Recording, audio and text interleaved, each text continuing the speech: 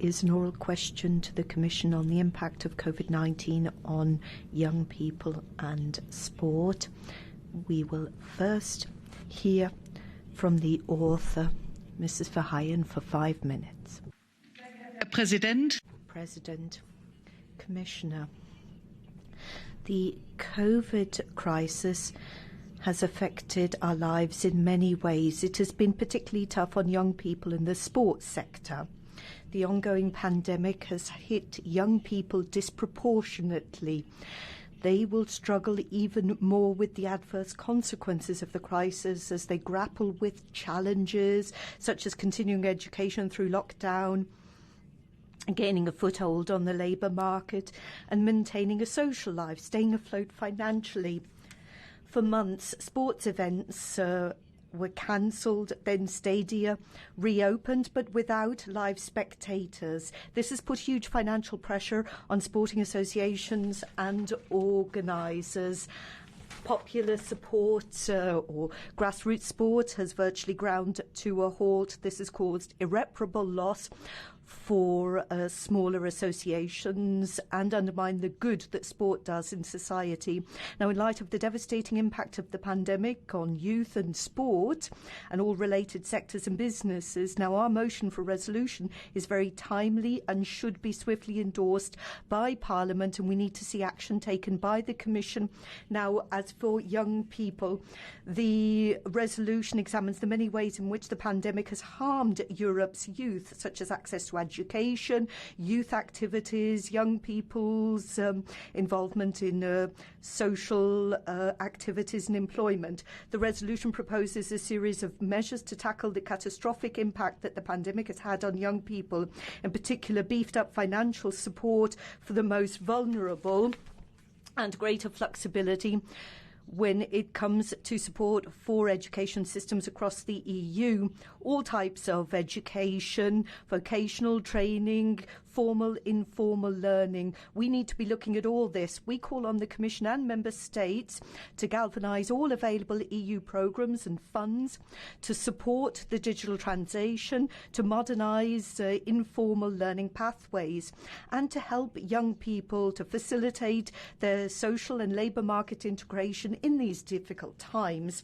One of our priorities is the key importance of formal and non-formal learning, art, culture, sport, volunteer work, social activism. This all helps to encourage youth participation, foster social cohesion.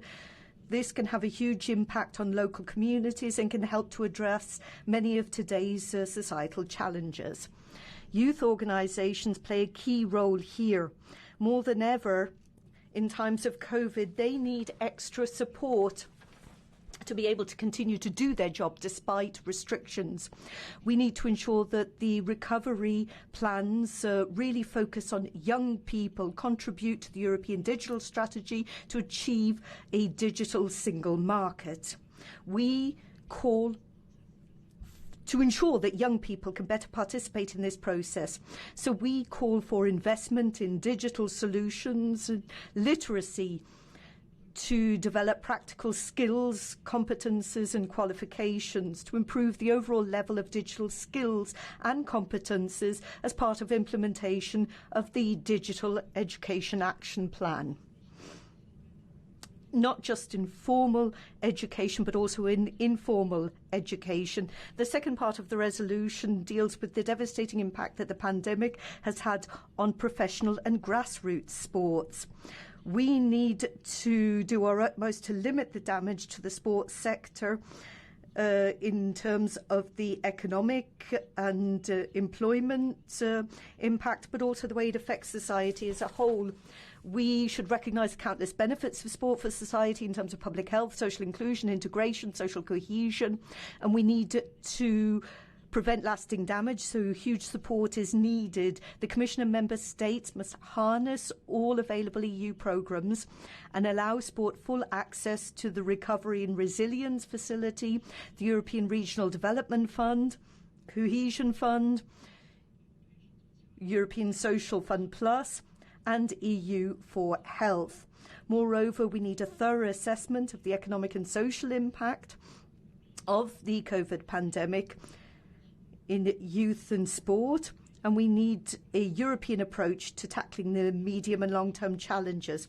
We need structured and systematic exchange of best practices between member states and enhanced dialogue and cooperation with all those affected. We call on the Commission to coordinate all measures to address the impact of the pandemic on sport through a dedicated EU action plan.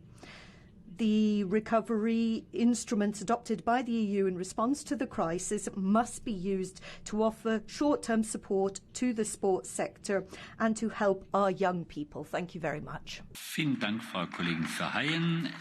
Thank you, Ms. Verheyen. For the Commission now, Commissioner Gabriel.